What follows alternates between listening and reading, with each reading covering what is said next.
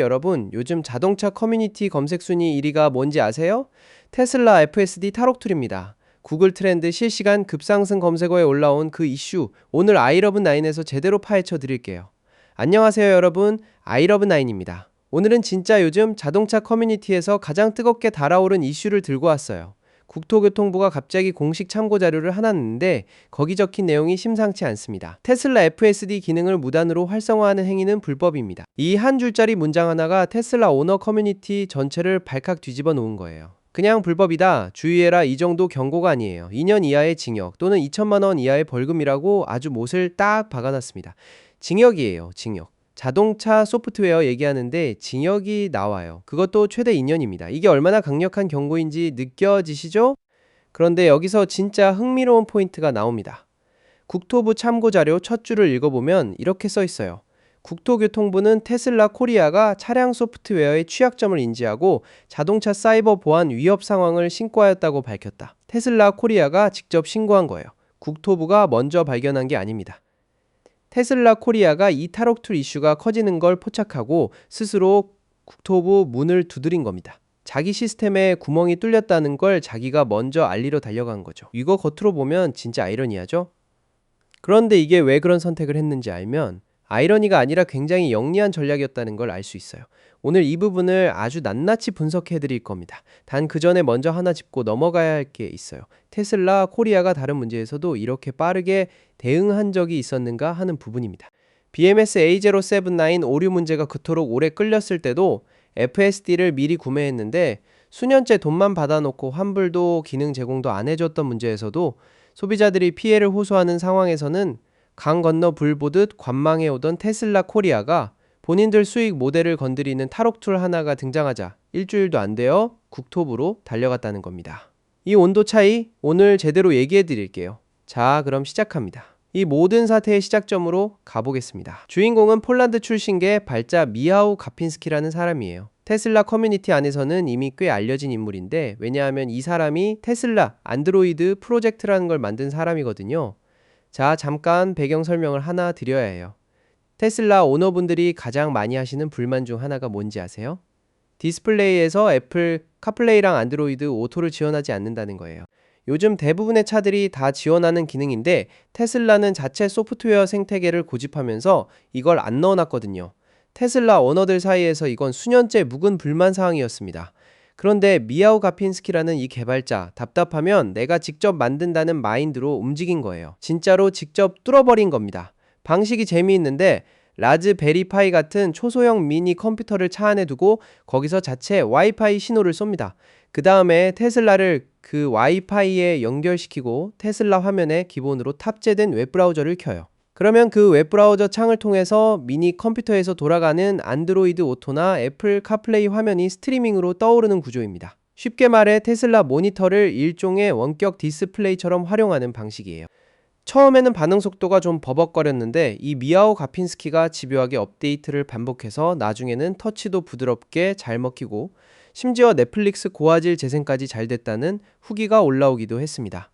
이 오픈소스 프로젝트가 테슬라 커뮤니티에서 굉장한 반향을 일으킨 건데 중요한 건 그 결과물 자체보다 미하우 가핀스키라는 사람이 테슬라 시스템 내부를 깊게 파고든 경험과 노하우가 쌓인 개발자라는 점이에요.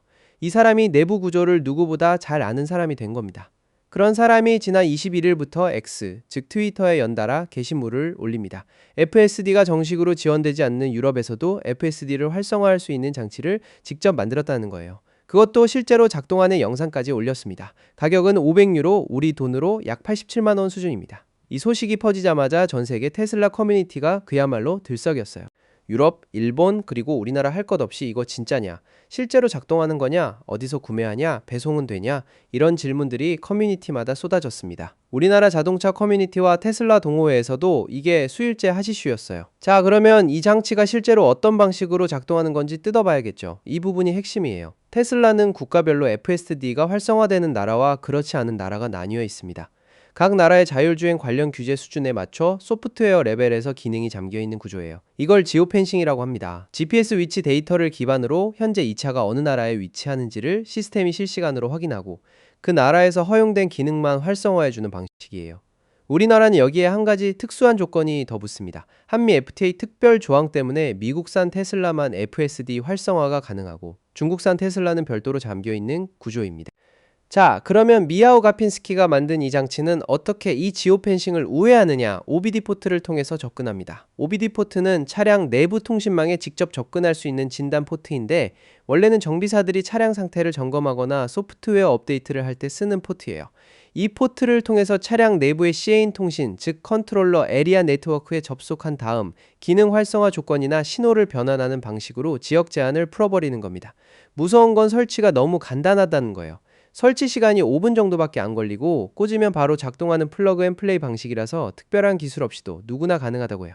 지원 차종은 하드웨어 3 또는 하드웨어 4가 탑재된 차량인데 우리나라에서 가장 많이 팔린 모델 3와 모델 Y가 바로 이 대상입니다. OTA, 즉 무선 업데이트도 지원한다고 해서 테슬라가 소프트웨어를 업데이트해도 이 장치 자체가 따라서 업데이트된다는 주장까지 나왔어요. 그런데 이 탈옥 툴 이슈는 단순히 지역락 해제 수준에서 멈추지 않았습니다. 커뮤니티 안에서 더 상세한 내용들이 퍼지면서 상황이 훨씬 복잡하게 전개됩니다. FSD를 구매하지 않은 사람도 FSD를 활성화할 수 있다는 이야기가 나온 거예요. 현재 테슬라 코리아 기준으로 94만원, 정확히 94만원을 지불해야 구매할 수 있는 소프트웨어 옵션을 이 장치 하나로 뚫을 수 있다는 겁니다. 그리고 결정적으로 상황을 더 크게 만든 게 있어요. 이 장치의 소스코드가 GitHub의 테슬라 FSD 캔모드라는 이름으로 공개됐습니다. 소스코드가 공개됐다는 건 이제 87만 원도 안 써도 된다는 얘기예요. 소프트웨어를 어느 정도 다룰 줄 아는 개발자라면 직접 만들어서 쓸 수 있는 환경이 조성된 거죠. 국토부 참고자료에 이런 구절이 나오는 이유가 바로 여기에 있습니다. 비공식 외부 장비 또는 공개된 소스코드를 활용하여 FSD 기능을 무단 활성화하려는 우려가 있다라고 정확하게 두 가지 루트를 명시한 겁니다.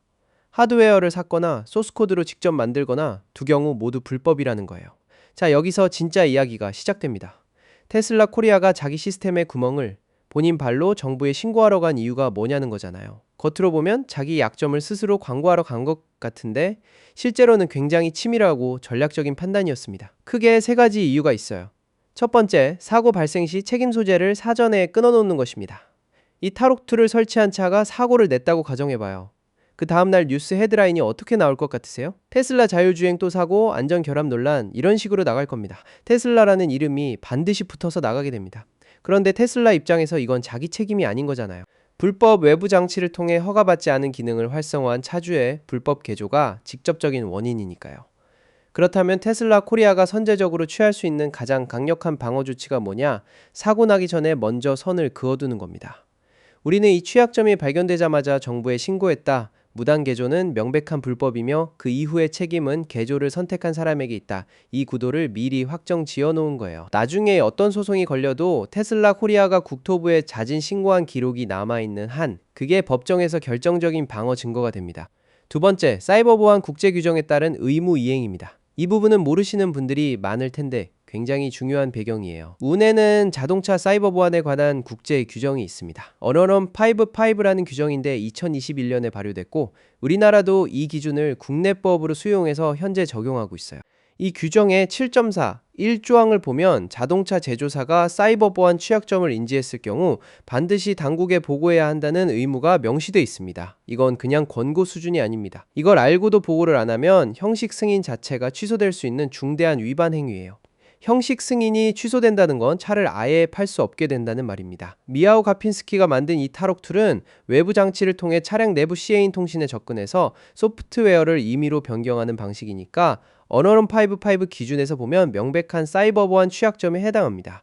취약점을 인지했다면 어넌 55 규정에 따라 보고 의무가 발생하는 거예요. 테슬라 코리아는 규정대로 즉시 보고했습니다. 이 한마디가 만들어지는 순간 규제 준수 측면에서는 완벽하게 면죄부를 확보하게 된 겁니다. 세 번째, 그리고 가장 솔직한 이유는 FSD 수익 모델 보호입니다. FSD는 테슬라의 가장 핵심적인 소프트웨어 수익원입니다. 차 한 대를 팔고 끝나는 게 아니라 차를 판 뒤에도 94만 원 일시불로 혹은 앞으로 구독 형태로 지속적으로 수익을 창출할 수 있는 구조예요. 이른바 소프트웨어 기반 수익 모델의 핵심인 겁니다. 그런데 87만 원짜리 하드웨어 하나로 그걸 뚫을 수 있다면, 더 나아가 무료 소스 코드로 직접 만들어 쓸 수 있다면 테슬라 입장에서 소프트웨어 수익 구조 자체가 흔들리는 상황이 오는 거예요. 기술로 막으면 되지 않느냐고 할 수 있는데, 이게 소스 코드가 이미 공개된 상태라서 막으면 뚫고 또 뚫으면 막고 고양이와 쥐게임이 무한정 반복될 수 있습니다. 그래서 테슬라 코리아가 선택한 가장 효율적인 방어책이 법적 억지력을 빌려오는 거예요. 국토부가 공식적으로 2년 이하 징역, 2천만 원 이하 벌금이라는 경고를 발표해주면 기술로 막는 것보다 훨씬 강력하고 지속적인 억지력이 생기는 겁니다. 정리하면 이번 테슬라 코리아의 자진 신고는 순수한 공공안전에 대한 우려에서 비롯된 것이라고만 보기는 어렵습니다. 법적 책임을 사전에 차단하고 언론 55 국제 규정을 준수하고 FSD 수익 모델을 보호하는 이 세 가지가 동시에 맞아떨어진 굉장히 전략적인 판단이었던 거예요. 겉으로는 자기 약점을 스스로 고백하는 것 같지만 실제로는 자기를 지키기 위해 선제적으로 움직인 셈입니다. 그리고 저 개인적으로 한 가지 더 말씀드리고 싶은 게, 이 탈옥 툴 절대 쓰시면 안 됩니다. 2년 이하 징역, 2천만 원 이하 벌금이라는 처벌도 처벌이지만 이걸 쓰다가 사고가 나면 100% 사용한 사람의 책임이 됩니다. 불법 행위로 인해 타인에게 피해를 입힌 사람이 되는 거예요. 조금 편하자고 혹은 호기심에 써보자고 손댔다가는 너무나도 큰 대가를 치르게 됩니다. 이 부분은 아무리 강조해도 지나치지 않아요. 여기서부터가 오늘 제가 정말 하고 싶었던 이야기입니다. 테슬라 코리아가 이번에 FSD 탈옥 툴 문제에 이렇게 빠르게 움직인 건 자동차 회사가 마땅히 해야 할 일을 한 거라고 볼 수 있어요. 그런데 이 빠른 대응 속도를 보면서 씁쓸해지는 건, 다른 문제에서도 과연 이런 속도로 움직인 적이 있었냐는 거거든요. 두 가지 사안을 짚어볼게요. 첫 번째, 안 되는 FSD를 판매해온 문제입니다. 테슬라 코리아가 국내에서 FSD 옵션 판매를 시작한 게 2017년입니다. 지금 최종 가격이 94만 원이 된 이 소프트웨어 옵션을 팔면서 홈페이지에 이렇게 적어뒀어요. 향후 업데이트를 통해 차량이 최소한의 운전자 개입으로 거의 모든 도로에서 스스로 주행할 수 있도록 지원할 예정입니다. 예정. 구체적인 시점을 명시한 약속은 없었던 거예요. 차주들이 항의하고 민원을 넣을 때마다 테슬라 코리아가 보내온 공식 답변도 항상 일관된 내용이었습니다. FSD 기능의 국내 출시를 위해서는 안전성 검증 및 국토교통부 등 관계 당국의 규제 승인이 선행되어야 하며, 이로 인해 정확한 출시 일정을 특정할 수 없다, 이런 식이었어요. 틀린 말은 아닌데 이 구조가 교묘한 이유가 있습니다. 우리나라는 포지티브 규제 국가예요. 법에서 허용된 것만 할 수 있는 나라입니다. 이 환경에서 평생을 살아온 한국 소비자들은 시장에서 파는 제품은 바로 사용할 수 있는 것이라는 인식이 몸에 배어 있어요. 테슬라 코리아가 이 문화적 법적 맥락을 몰랐을 리 없습니다. 그런데 이 기능이 국내에서 현재 작동하지 않는다는 사실을 전면에 내세우지 않은 채 팔아왔습니다. 결과가 어떻게 됐냐고요? 작년 11월에 드디어 국내 감독형 FSD가 출시됐어요. 그런데 작동하는 차종이 미국산 모델 S, 모델 X, 사이버 트럭뿐입니다. 국내에서 판매된 테슬라 15만 대 중에 실제로 FSD를 사용할 수 있게 된 차가 2,000대 정도예요. 나머지 차주들, 심지어 FSD 소프트웨어를 이미 구매한 사람들조차 FSD 출시됐다는 뉴스를 보면서도 자기 차에서는 여전히 아무것도 되지 않는 상황인 겁니다. 결국 현재 테슬라 차주 98분이 테슬라 코리아를 상대로 소송을 제기했고, 최종 변론 기일이 5월 28일로 잡혀있는 상태입니다. 지금 탈옥 툴을 찾아보는 사람들이 왜 그러겠어요? 94만 원을 내고 몇 년째 기능을 전혀 쓰지 못하는 사람들이 얼마나 지쳐 있으면 그런 선택을 하겠냐는 거죠. 탈옥 쓰면 2년 징역이라고 경고하기 전에 테슬라 코리아가 먼저 해야 할 말이 있는 건 아닌가 싶습니다. 두 번째, BMS A079 문제입니다. BMS A079는 테슬라 배터리 관리 시스템에서 발생하는 오류 코드예요. 이 오류가 뜨면 배터리 내부 셀의 불균형이나 손상을 감지했다는 신호가 떴다는 뜻인데, 즉시 충전 가능 용량이 최대 50% 수준으로 제한됩니다. 원래 400km를 달리던 차가 갑자기 200km밖에 못 가는 상황이 되는 거예요. 그리고 이 문제가 심화되면 충전 제한이 점점 더 심해집니다. 피해 규모가 어느 정도인지 보면, 국회 박상혁 의원실이 테슬라 코리아로부터 직접 제출받은 자료를 기준으로 2017년부터 2025년까지 국내에서 판매된 테슬라 13만 4,429대 중 4,351대에서 이 오류가 발생했습니다. 전체 판매 대수의 3.2%예요. 그리고 2회 이상 BMS A079 오류가 발생한 차량도 전체 오류 발생 차량 대비 6%가 넘는다고 합니다. 테슬라 코리아가 이 문제에 어떻게 대응했는지 보면, 국회에서 의원들이 직접 자료를 요청해서 내용을 파악하고 언론과 유튜버들이 수개월에 걸쳐 반복 보도하고 국민청원까지 올라오고 나서야 작년 10월 30일에 공식 대응이 나왔어요.